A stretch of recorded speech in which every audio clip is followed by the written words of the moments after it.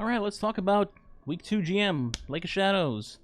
Off the top, probably the easiest GM in the game's history, probably by far.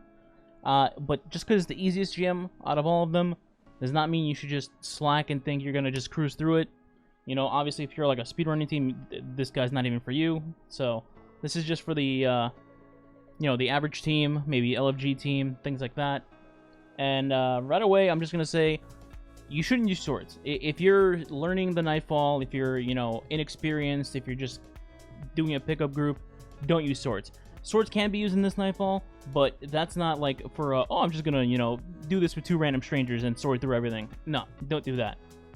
That's for, like, more experienced teams who want to, like, farm. What I'm gonna recommend for this guide is a linear fusion rifle, and in my case, threaded needle. You could also put, Raid's Regret here, or even Corsair's Wrath, if you have that just sitting in your vault collecting dust.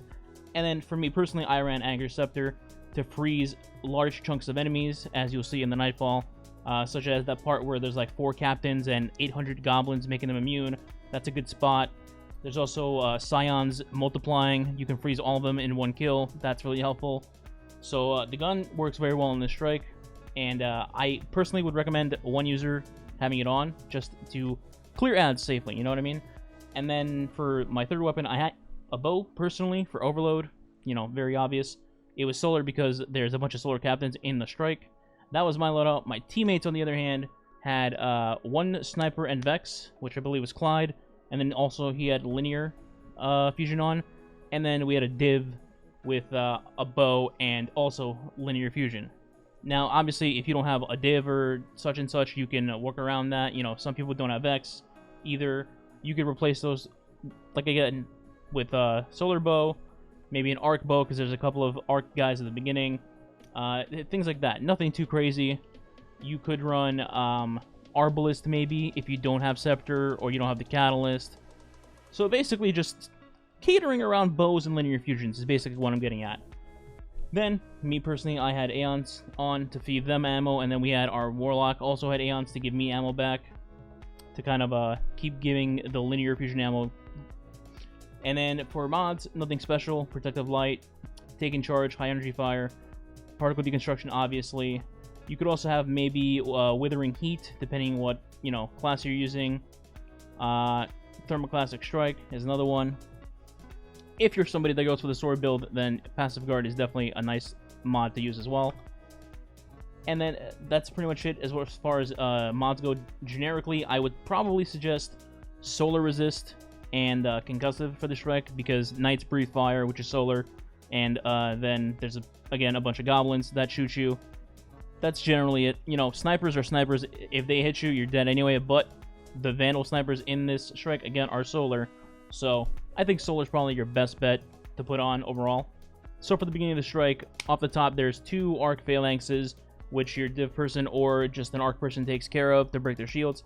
Meanwhile, if you have an ad control person with Aggers, you deal with the Scions. After that, you're going to have 2 phalanxes inside the Blight, 1 regular orange bar, and then the Unstoppable. If you kind of scoot a little bit to the right of the Blight, the Unstop kind of jumps down towards you and gives you that positioning to just kill him without going into the Blight, because standing in the Blight actually does a decent chunk of damage to you, and you could easily die to it. After that, break the Blight. You will then get a couple of taken snipers to spawn, 2 of which will be red bars, 1 will be an Overload Champion. So from left to right, it'll be red bar sniper, champion in the middle, and another red bar sniper to the right. Once those 3 are dead, and you start pushing up, there's going to be a bunch of Thrall, and then 2 unstoppable phalanxes, as well as another set of 3 snipers, 1 on a ledge to the right when you turn the corner, 1 on a bus to the left in the distance, and then 1 far, even further back than that one will be another Overload Champion. You don't have to deal with the Overload Champion until you clear everything else, and then you pop the second Blight. After that, stun the Overload, kill him from a distance, make sure he's dead, then you can move forward. Then it's the part with Anger Scepter that I was talking about. You just freeze 1 goblin and it will freeze everything else, and then you can go about how you want it. You can tether, you can pop a well and just kill all of them. It's easy pickings when they're all frozen and they're not throwing Nova Bombs at you 24/7. After that, 2 phalanxes again, both unstops, and then 1 third one that's going to sit in the Blight. That's a regular. After that, kill the Blight. You're going to have 2 overloads spawn, as well as one arc shielded yellow bar, not a champion. Obviously, you want to stun the overloads first. If you have something like a Thunder Crash, you could stun them, and then your Thunder Crash will fly in and kill the overloads, or he can fly in and kill the arc yellow bar giant chicken, whichever you prefer. Other than that, you can just keep stunning the champs and then linear them from a distance, nice and easy. And then you move on to the middle room. So we're just going to go ahead and skip this little stairwell section. There's nothing really crazy here. There's a bunch of thrall and a captain on the middle level, and then 2 captains on the bottom level. Nothing crazy, you know, just kill them, and that's it. Then you get to the bridge. This is where it gets a little hectic, but with some nice planning, you'll be fine. If you have a Well of Radiance on your team, you're going to go out of this hallway leading to the bridge, have your Well of Radiance pop the well on the Unstoppables, above them, next to them, whatever. Just go right at them, pop well. Then, while your well is doing that, make sure the person who's unstopping on your team, preferably with a Vex, shoots the Unstoppables and stuns them. That way, your well is down, they just got stunned, you go in there, and you beam them with your threaded needles, maybe your div if you have one. Bam, bam, boom, they're dead. Or at the very least, one would be dead, and then you can kind of chill in the well and just, you know, recover the situation. Once the unstops are dealt with, again, if you have an Agriceptor, it is nutty as hell. You kill one Scion, you freeze the rest of them, you pick them off, they're dead. Kill the one Vandal Sniper, they're dead. Phalanx is dead. It's just really nice to have Agriceptor in that section. After that, you're going to be left with 2 overloads, both from a distance, so you can kind of just plan ahead, stay in the back, no problem. 3 Vandal Snipers as well in the back at the end with a Solar Knight. Also easy pickings from a distance. Finally, I want to mention one thing.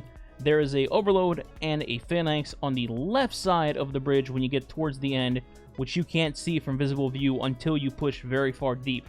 Now, normally you would have to push. However, if you have a top tree Night Stalker, you can actually just throw a smoke grenade in their path, and for whatever reason, they decide to jump off the map. Yep, 1 smoke grenade kills 2 champions. That's a thing. So, top tree tether, if you have that on your team, make use of that, for sure. Even if just for the memes. After that, you're done with the bridge section. Then you move on to another middle section with a bunch of regular enemies. I'm not going to waste your time on that too much. There's 1 Unstoppable, a bunch of Thrall, a couple of Knights, and then 1 Overload in that section. Just take your time, clear them out, nothing crazy. And then you're going to move on to the boss room. So towards the end, as you get into the boss room, there will be 1 Overload waiting for you with a bunch of Scions.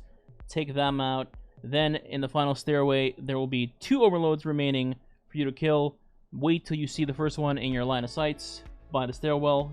Don't just rush in, you know. Kill that one. Then you can peek the corner, stun the second Overload, and kill him from a distance, or finish him if you need Aeon finishers or a special finisher or whatever it may be. And then you're in the boss room. Once you're in the boss room, you have a couple of options.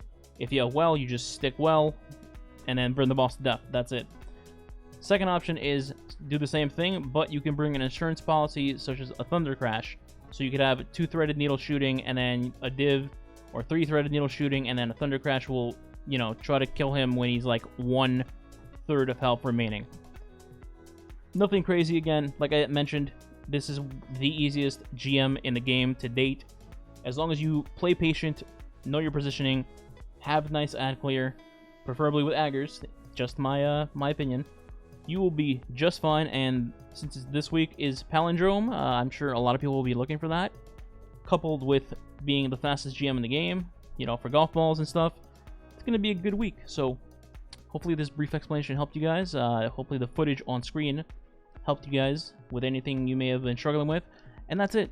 Like the video, drop a like, you know, follow the channel, maybe notification bell. Also, I stream daily on Twitch, including helping with GMs for chat. So if you want, check me out on there, twitch.tv/SinkandBeaver. And I'll catch you guys next time. Goodbye.